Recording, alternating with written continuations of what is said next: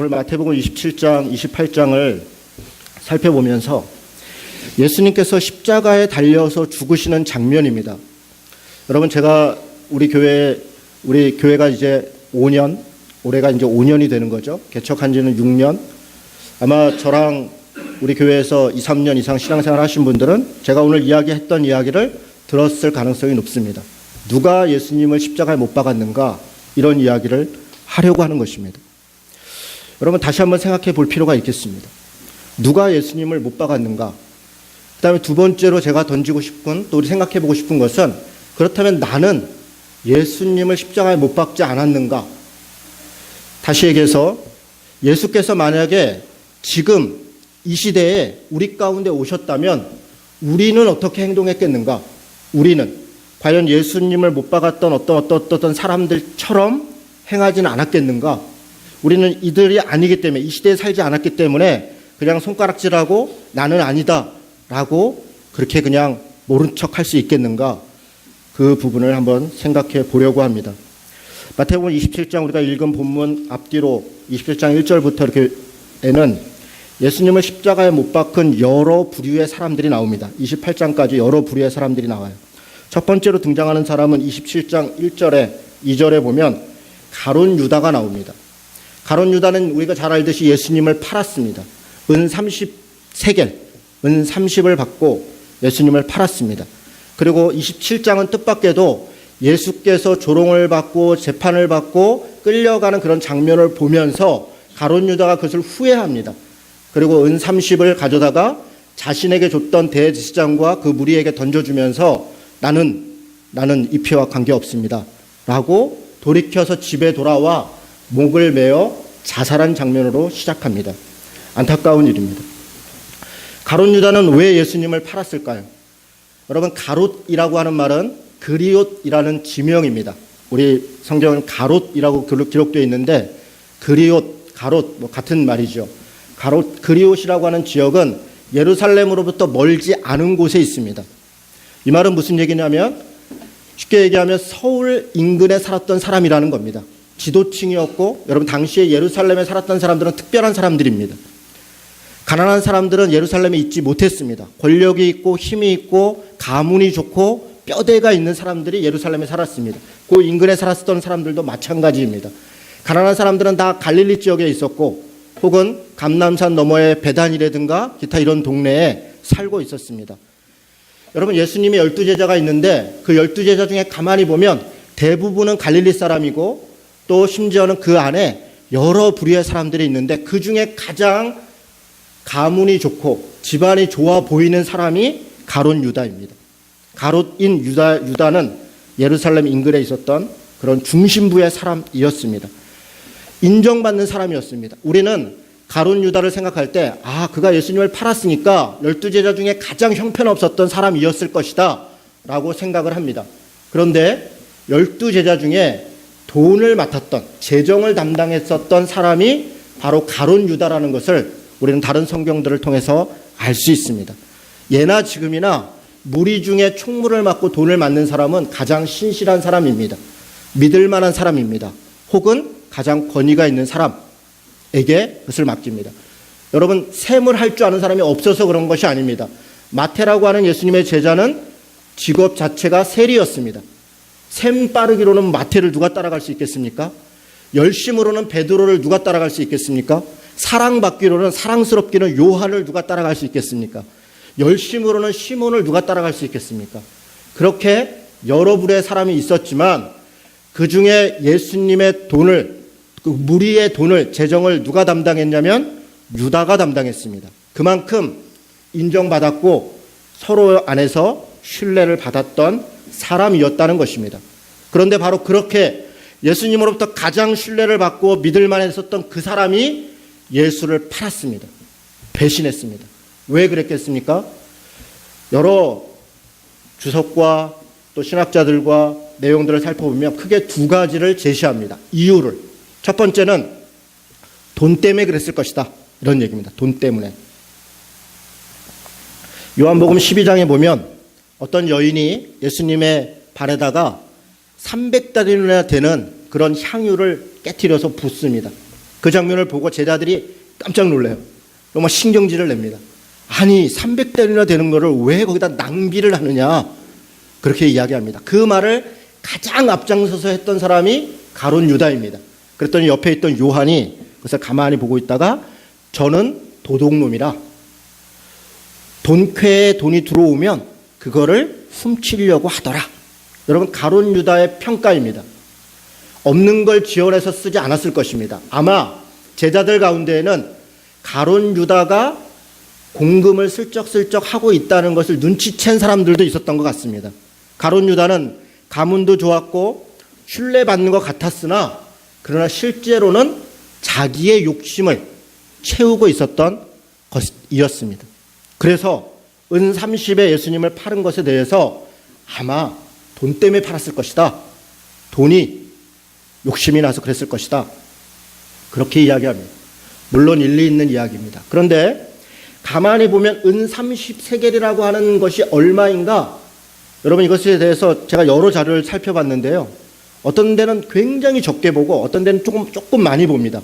조금 많이 보면 어느 정도 보냐면 은 30을 120데나리온, 1데나리온이 하루 노동자의 품삯이랍니다. 하루 노동자의 품삯. 120데나리온이면 4개월입니다.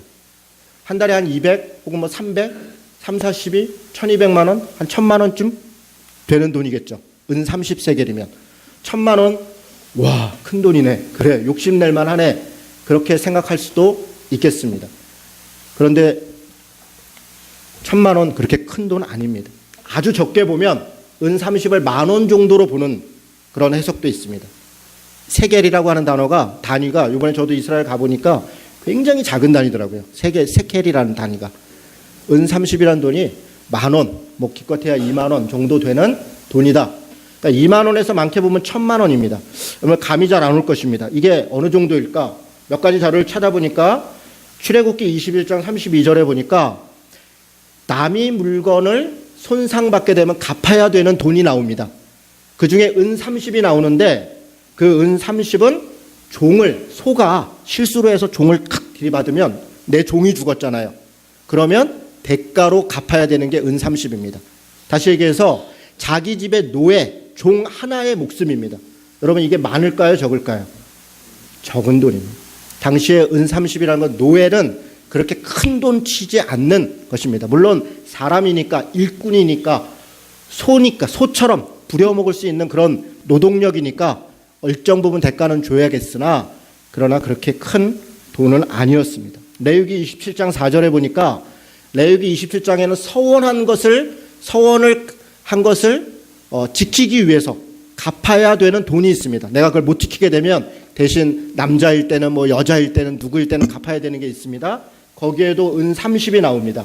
어떤 대가로 갚냐면 여자인데 서원을 했는데 지키지 못하게 됐다. 그러면 은 30을 드려야 된다. 이렇게 되어 있습니다.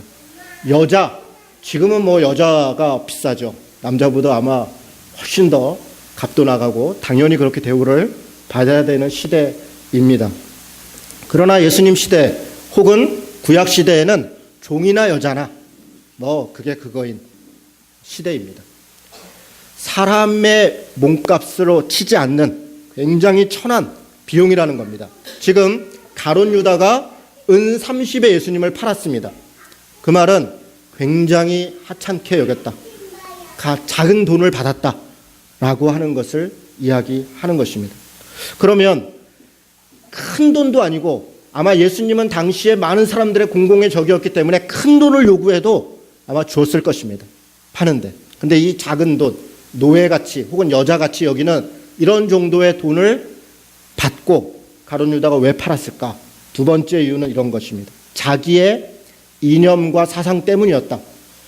예루살렘에 있는 사람들은 로마로부터 해방되는 것이 자신들의 꿈이었습니다. 예루살렘뿐 아니라 많은 당시 이스라엘 사람들은 로마로부터 속국에 있는 것을 벗어나는 것이야말로 진정한 이스라엘의 해방이라고 생각을 했습니다. 그래서 그것을 따라갔습니다. 그리고 자유와 해방은 이렇게 돼야 된다라고 하는 유대인들 나름대로의 기준과 내용이 있었습니다. 그리고 메시아를 기다렸습니다. 그리고 예수님이 오셨습니다. 많은 사람들은 예수야말로 구약 성경이 이야기하는 메시아이고 우리를 해방할 자다라고 믿었습니다. 그 중에 가룟 유다는 누구보다 그런 믿음이 분명했을 것입니다. 그런데 뜻밖에도 예수님과 함께 지내던 제자들과 함께 지내던 예수님은 틈날 때마다 뭐라고 얘기하냐면 내가 십자가에 달려 죽어야 될지니라. 나는 이 땅에 뭐뭐뭐 하려고 온 사람이 아니니라. 이런 이야기들을 틈날 때마다 합니다. 그 얘기를 듣고 있던 제자들 중에 특별히 뭔가 야심이 있고 똑똑하고 자기의 이념과 이론을 가지고 있었던 사람들, 그 중에 가룟 유다는 그 말에 실망을 느낍니다. 이렇게 돼서는 안 되는데. 그리고 예수님을 은30에 팔고 가장 극단적인 죽음의 고난의 가장 벼랑 끝으로 예수를 몰아붙입니다. 이렇게 몰아붙이면 예수께서 본색을 드러내실 거야. 메시아로서의 해방자로서의 뭔가 대단한 일을 이룰 거야 라고 하는 것을 기대합니다.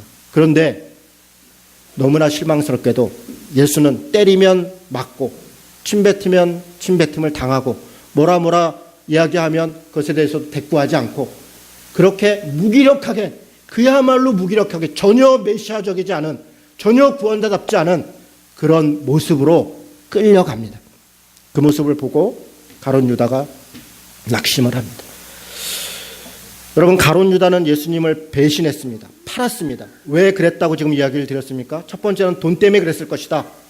두 번째는 자기의 이념과 자기의 사상, 어떤 자기의 꿈, 그것 때문에 그것이 자기 뜻대로 이루어지지 않는 것에 대해서 분노하고 화낸 것 때문에 그랬을 것이다. 이런 이야기입니다. 여러분, 이런 이유라면 우리도 예수님을 팔 수 있겠다. 그런 생각도 듭니다. 두 번째 부류의 사람을 이야기하겠습니다. 두 번째는 대제사장과 사두개인들입니다. 당시에 대제사장과 사두개인들은 예루살렘 성전의 산헤드린이라고 하는 종교적 대표 기구를 두고, 지금으로 얘기하면 무슨 교단 총회 뭐 이런 거겠습니다. 혹은 뭐 한기총이 저는 한국교회를 대표한다. 이 자체가 참 부끄러운 이야기인데요. 어쨌든 50여 개의 교단이 합쳐져 있는 곳이니까 그런 곳들을 구성하고 있는 것이죠. 그런 산헤드린을 구성하고 대제사장과 사두개인들은 예루살렘 성전을 지키면서 그렇게 종교적 권위를 행사했습니다. 단지 종교적 권위만이 아니라 당시에 로마에 바치는 세금 혹은 성전세 이런 것들은 다 산헤드린 공회를 통해서 전달되었습니다. 산헤드린 공회는 종교적 지도 권력일 뿐 아니라 정치적 권력 기구였습니다. 로마는 산헤드린 공회를 통해서 간접 통치를 했습니다.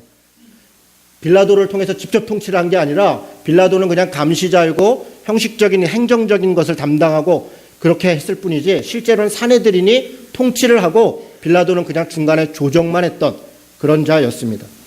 대제사장과 사두개인들이 예수님을 빌라도에게 넘깁니다. 법정에 넘깁니다. 뜻밖의 장면이 있습니다. 오늘 우리가 읽었던 27장 20절 그 앞에 18절에 보면 빌라도가 예수님이 죄가 없다는 것을 누구보다 잘 알고 있습니다. 심지어는 자기 부인이 꿈을 꿔서 죄가 없다는 걸 알고 있어요. 자기도 양심에 꺼리낌이 있습니다. 그래서 할 수 있으면 예수를 놔주고 싶은 마음에 여러 가지를 기회를 줍니다.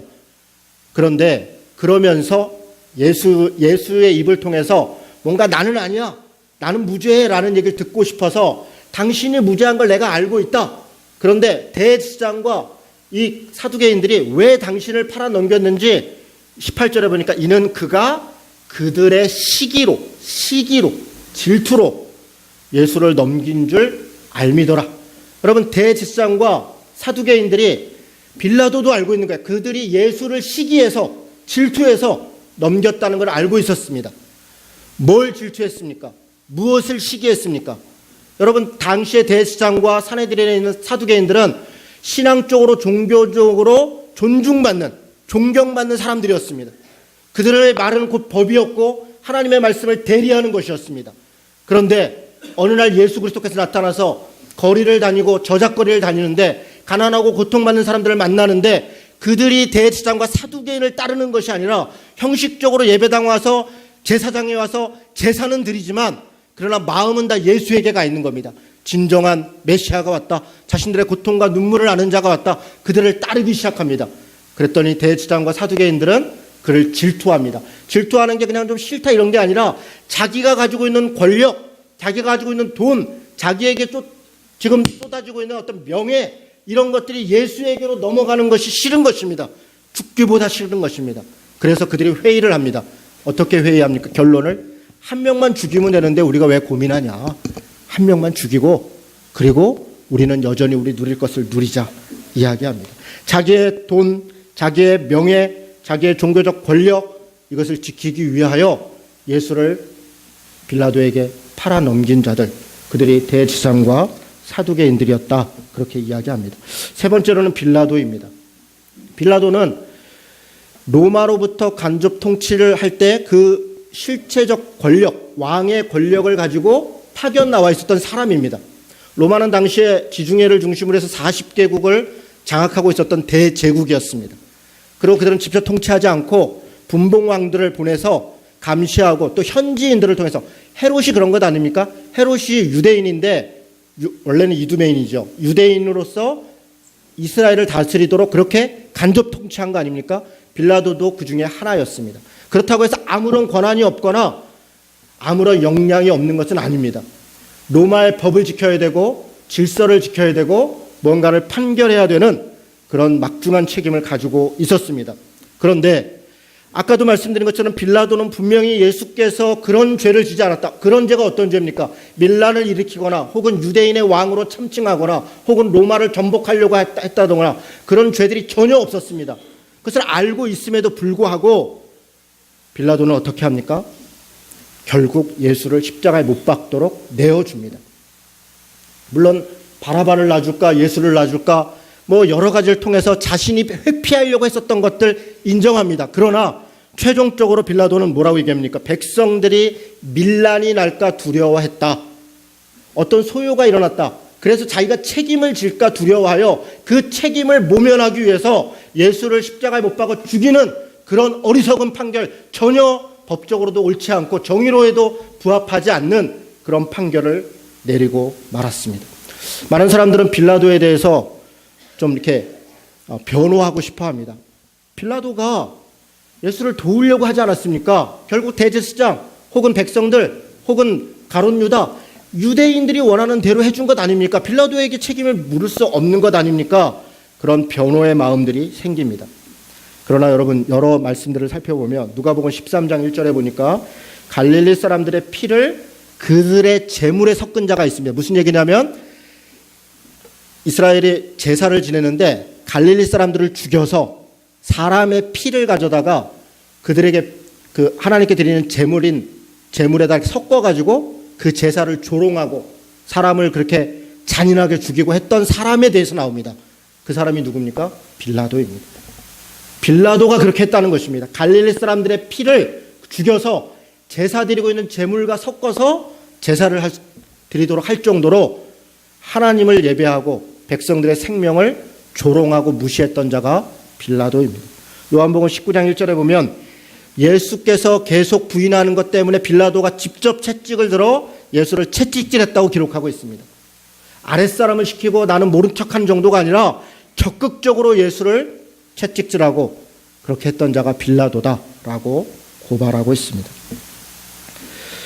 비겁한, 자기가 마땅히 해야 되는 것을 책임지지 않는 것, 바로 그것이 예수를 십자가에 못 박았다 그렇게 이야기합니다. 네 번째로는 백부장과 군병들입니다. 여러분 잘 들으십시오. 백부장은 100명의 군사를 지휘하는 지휘관입니다. 그리고 군사들입니다. 빌라도가 시켰습니다. 때려라, 죽여라, 조롱해라. 그런데 백부장과 군인들은 이렇게 얘기할 수 있겠어요. 나는 시키는 대로 했어요. 빌라도만 억울한 게 아니라 나는 더 억울해요. 나는 시키는 대로 했어요. 가만히 보면 물론 시키는 대로 했습니다. 그러나 우리가 이 말씀들을 가만히 보면 시키는 것만 한 것도 아닙니다. 하다 보니까 자기 안에 있는 잔인함들이 나옵니다.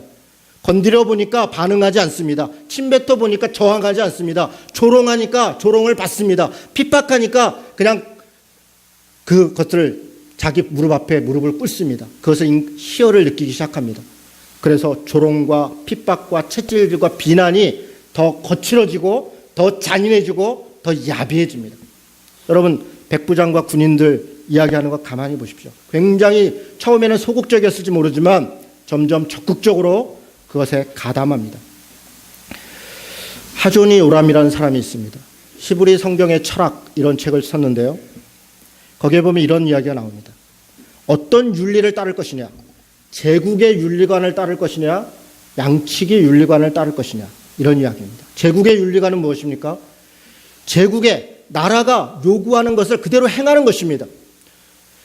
나라가 요구한 것이고 법이 정한 것이고 그리고 위에 있는 사람이 시킨 거니까 그걸 따랐다. 그것이 윤리다. 그렇게 생각하는 것입니다. 반면에 양치기의 윤리는 그렇지 않습니다. 벗어나서 옳은 걸 따르는 것입니다. 양치기는 자유로운 것입니다. 자신이 해야 되는 것, 옳은 것, 그 양을 위해서 자기의 생명을 바치는 것이고 그 양을 따라서 순간순간 윤리를 행하는 것입니다. 제국의 윤리를 따랐습니다. 백부장과 군병들은 정해져 있는 걸 따랐습니다. 그래서 나는 죄가 없다. 그럴 수 있습니다. 그러나 그 결과는 무엇입니까? 예수 그리스도를 십자가에 못 박는데 함께 참여한 것입니다. 일제시대 때, 군사독재 시대 때 우리의 많은 선조들이 다 그렇게 얘기했습니다. 다 따르고 시킨 대로 한 것입니다. 너무 아이러니하게도요, 일제시대에 1920년 이전에는 다들 독립운동이나 저항운동에 많은 선조들이 참여했었습니다. 그런데 1919년 3월 3일절 이후에 일본이 정책을 바꿉니다. 소위 문화정책이라는 것이죠. 동질화 정책입니다. 한국 사람, 조선 사람을 통해서 조선 사람들을 다스리기 시작하고 조선 사람들을 중용해서 국가의 틀들에 중요 사람들을 세우기 시작합니다. 너무 놀라운 것은 그 이후로 친일은 급속화됩니다. 변화되지 않았던 사람들, 그때까지 지켰던 사람들, 우리가 이름만 대면 알만한 사람들이 20년 이전에는 독립운동가였고 그들이 저항을 이야기했고 그렇게 이야기했었습니다. 그런데 20년 이후에 자리를 만들어주고 역할을 주고 그들에게 그것들을 행할 때 그들이 적극적인 친일 분자들이 됩니다. 그들은 왜 어떻게 생각한 겁니까? 나라는 이미 결정됐다. 독립될 수 없다. 이미 우리는 일본과 하나가 됐다. 그러면서 그들은 친일, 그런 개념도 없어진 것입니다. 법을 따랐다. 주어진 것을 행했다. 바로 그것이 때로는 역사를 배반하고 진리를 배반하고 예수 그리스도를 십자가에 못 박는 일이라는 것입니다.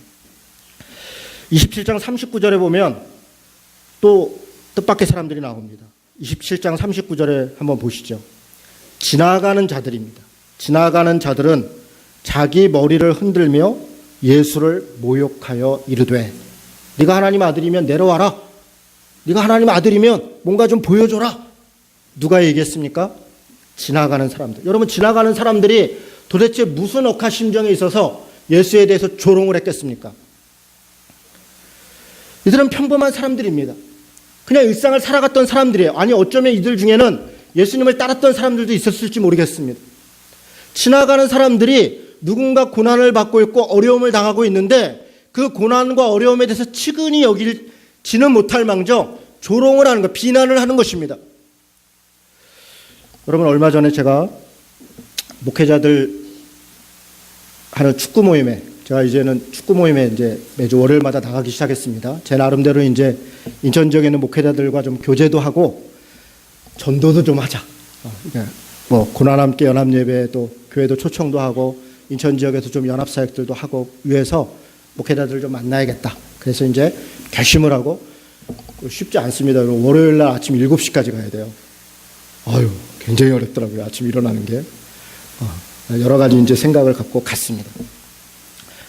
노란 팔찌를 제가 노란 팔찌를 찾죠. 한 목사님이 이렇게 물어보시는 거예요. 아니, 아직도 세월호에 노란 리본을 차고 다녀요? 제가 그 말에 사실 마음이 좀 상했습니다. 아니, 제가 이런 생각이 들어요. 아니, 왜 굳이 그런 말을 할까? 여러분 생각해 보시죠. 제가 노란 리본을 찼어요. 이건 제 마음 아닙니까?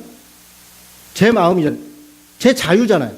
제가 노란 리본을 차든 검은 리본을 차든 여기 상배를 하든 뭘 하든 그건 제 마음인데 왜 굳이 저분은 나한테 왜 그걸 찼어요? 다 끝났는데 라고 이야기를 할까?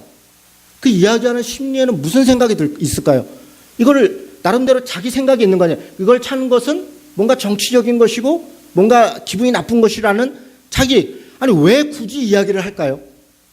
내가 굳이 이거 차고 있는데 그냥 지나가는 분 아닙니까? 근데 굳이 이야기를 하는 거예요. 그래서 제가 이렇게 얘기를 했습니다. 2년도 지났고 일단 다 끝난 것도 아니고 사실관계를 얘기할 것도 없고, 목사님 2000년 전에 돌아가신 예수님을 기념해서 십자가를 달고 다니고 그러는 사람들이 우리들인데, 우리 예수 믿는 사람들인데 2년 전에 당한 슬픔을 좀 기념한다고 해서 그게 뭐 대수입니까? 그랬더니 이분이 이제 흠칫 놀라며 웃으시더라고요. 그렇지 않습니까? 제가 지난주에 우리 처가에 추도 예배를 했다고 했습니다. 10여 년 전에 돌아가신 분, 30년 전에 돌아가신 분, 20년 전에 돌아가신 분을 지금도 우리가 생각하면서 추도 예배를 하고 그날이 되면 기념을 하는 것 아닙니까?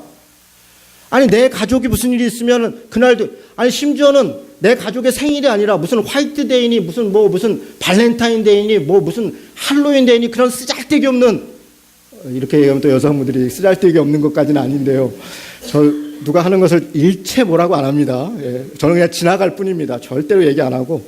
저도 우리 집 애들한테 화이트데이 때 떡볶이 사다가 떡볶이도 주고, 화이트데이 떡볶이야 이렇게 우리 딸내미하고 아내한테 줬습니다.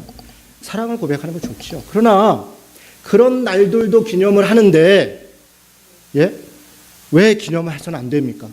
4.3 항쟁도 기념하고 6.25도 기념하고 여러 날들을 우리가 가슴 아파하고 생각하는데 왜 아직도 해결되지 않은 이것을 달고 다니는 것을 이야기합니까? 지나가던 사람이 이야기하는 것입니다. 자기 머리를 흔들면서 조롱을 하는 것입니다. 이게 우리들입니다. 이 사람이 왜 이렇게 할 수 있었겠습니까? 분위기가 그런 거예요. 예수를 조롱하는 분위기가 다 있으니까 나도 조롱을 하는 것입니다. 다른 사람의 분위기에 그대로 동참을 하는 것이죠. 여러분 잘 알다시피 한나 아렌트라는 사람, 예루살렘의 아이히만이라고 하는 아주 나쁜 사람을 잡아다가 조사를 해보니까 너무 평범한 사람이라는 거잖아요. 유대인들을 독가스실에 보내고 고문하고 조롱했던 사람이 집에 가서는 평범한 아빠더라는 거예요. 자기 아이를 막 귀엽게 여기고 막 즐거워하고 이웃 사람들에 대해서는 너무 좋은 사람들이었다는 거잖아요. 그래서 한네 아렌트라는 사람이 악의 평범성이 있다. 악은 굉장히 나쁜 사람에게 있고 특별한 어떤 거에 있는 것이 아니라 우리들 안에 있다는 거예요. 우리들 안에. 기회만 있으면 우리도 누군가를 조롱하고 누군가를 죽이는 일에 우리도 동참하고 있다는 것입니다. 그게 우리들의 죄성이다 라고 이야기하는 것이죠. 심지어는요, 27장 44절에 보니까 함께 십자가에 못 박힌 강도들도 이와 같이 욕하더라. 아니 강도들도 자기들도 지금 십자가에 못 박혀서 죽음을 앞두고 있는데 그조차도 예수를 욕하더라. 참 대단하죠. 이게 인간입니다. 마지막으로는 여러분, 우리는 가룟 유다 아닐 수 있습니다. 대제사장 아닐 수 있습니다. 빌라도 우리는 그런 책임질 위치에 없습니다. 그런데 가룟 유다도 대제사장도 빌라도도 자신들이 했던 행위를 무엇 때문이라고 얘기하냐면 백성들 때문이라고 얘기합니다. 백성들 때문에 내가 예수를 파는 것이고, 백성들 때문에 내가 예수를 빌라도에게 넘긴 것이고, 백성들 때문에 내가 그를 십자가에 달려 죽게 한 것이다. 자기 때문이라고 얘기하는, 내 돈을 지키기 위해서, 내 권력을 지키기 위해서, 내 어떤 걸 지키기 위해서 내가 예수를 죽인다라고 얘기하는 사람 아무도 없습니다. 다 백성들 때문에. 그렇습니다.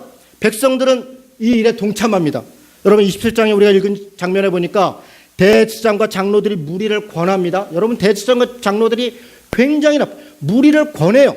자, 빌라도가 이야기합니다. 누구를 놓아줄까? 바라바냐? 예수냐? 여러분 사람들은 다 쭈뼛쭈뼛 했을 겁니다. 이렇게 쳐다보고 있어요. 누구를 놔달라고 해야 될까? 그런데 대제사장과 사두개인의 사람들이 사람을 풀어서 군데군데 있습니다. 그리고 옆 사람은 손을 찔르면서 야, 예수를 놔달라 그래. 여러분 그렇게 선동을 하고 예수를 놔달라고 하는데 바라바를 놔달라 그러죠. 바라바도 이름이 예수예요. 바라바라 하는 예수라. 예수는 그리스도라. 이런데 바라바를 놔달라 그래. 이렇게. 여러분, 그렇게 사람들이 옆에서 권력을 갖고 있고 힘을 갖고 있고 한 사람들이 옆에서 바라바 놔달라 그래. 내가 지켜보고 있어. 라고 하는 데서 예수를 놔주세요. 라고 얘기할 수 있는 사람이 있습니까? 쉽지 않은 일입니다. 처음에는 할 수 없이 그냥 바라봐. 이렇게 했을 겁니다. 바라봐. 대제사장도 그렇고 누구도 그냥 바라봐 하니까 그냥 뭐 이렇게. 그런데 소리가 점점 커지니까 확신하기 시작합니다. 아, 그래. 저 사람이 그렇게 얘기하면, 저 똑똑한 사람이, 저 권력 있는 사람이, 저렇게 하나님의 말씀을 잘 아는 사람이 바라바를 놔달라고 하면 바라바를 놔달라는 게 맞는 거 아니겠느냐. 스스로 합리화하고 확신을 갖습니다. 처음에는 소문이었고 처음에는 그런가 하는 마음의 의심이었지만 나중에는 그것이 자기 확신이 돼서 누구보다 크게 이왕 하는 거 잘 보이기라도 하자. 제사장님 봤죠? 내가 더 크게 얘기했죠? 야, 너도 해. 서로 누가 더 크게 얘기하는가, 누가 더 잔인하게 얘기하는가, 누가 더 앞장서서 얘기하는가가 이제는 권력이 되고 자기 자랑이 되는 것입니다. 여러분, 그것이 예수를 십자가에 못 박아 죽게 하는 것입니다. 백성들의 무지함, 군중심리, 그런 것들이죠. 왜 그런 게, 내가 안전을 하고 싶어서, 내가 이렇게 안 하면 우리 애한테 피해 갈까봐, 가족들한테 좀 불편할까봐, 저 사람이 우리 주인인데 내가 잘릴까봐, 그런저런 마음들이 있는 것입니다. 그래서 어떻게 했습니까? 예수를 십자가에 못 박았습니다. 여러분, 지금 우리 시대에 예수님께서 오신다면 우리는 예수를 못 박지 않겠습니까? 가룟 유다처럼 돈과 혹은 자기 이념과 이상을 따라 무언가를 배신하지 않겠습니까? 대제사장과 사두개인들처럼 시기하고 질투하고 뭔가 누리고 있는 것들 빼앗길까 봐 두려워하지 않겠습니까? 빌라도처럼 내가 마땅히 책임져야 될 것에 대해서 슬쩍 한쪽 눈 감고 모른 척 하지는 않겠습니까? 백부장과 군병들처럼 그냥 나는 시키는 대로 했어요. 내가 무슨 죄가 있어요? 시키는 대로 하지는 않겠습니까?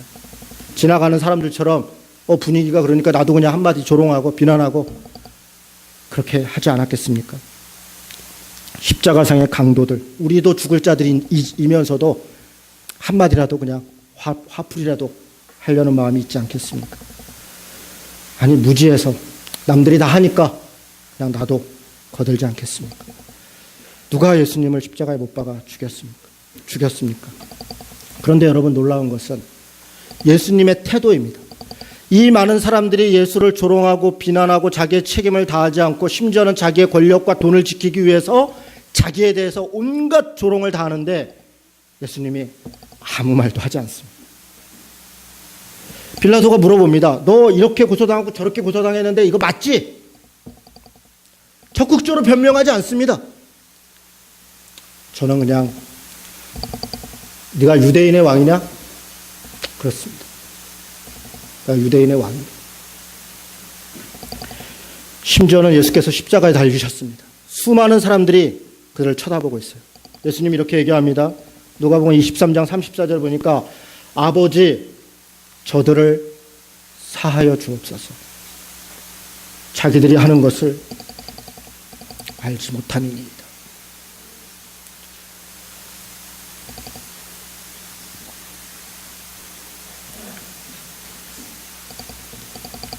십자가의 은혜는, 부활의 영광은 우리가 정의로워서 바라바를 놔달라고 그럴 때 예수를 놔달라고 외치고, 내가 손해볼 거 알지만 그건 아닙니다라고 외칠 수 있는 그런 사람들만에게 주어지는 것이 아닌 것입니다. 우리는 예수를 다 죽였습니다. 조롱했습니다. 핍박했습니다. 그럼에도 불구하고 예수 그리스도께서 우리에게 주신 것은 저들의 죄를 저들에게 돌리지 마옵소서. 그것이 부활의 영광입니다. C.S. 루이스가 쓴 책 중에 순전한 기독교라는 책이 있습니다. 기회가 되면 여러분이 꼭 읽어보셨으면 좋겠습니다. 거기에 이런 장면이 나옵니다. 기독교와 다른 종교의 차이가 무엇인가? 여러분, 기독교와 다른 종교의 차이가 무엇입니까? 불교는 고행을 이야기합니다. 힌두교는 업보를 이야기합니다. 유대교는 언약을 이야기합니다. 이슬람은 법전을 이야기합니다. 여러분, 이거 다 우리가 이야기하는 것입니다. 우리도 이야기하는 것입니다. 우리도 이 세상은 고난과 고통 가운데 있는 것이다. 불교와 다르지 않습니다. 힌두교가 업보를 이야기합니다. 다 우리의 죄 때문에 이루어진 것이다. 우리도 그렇습니다.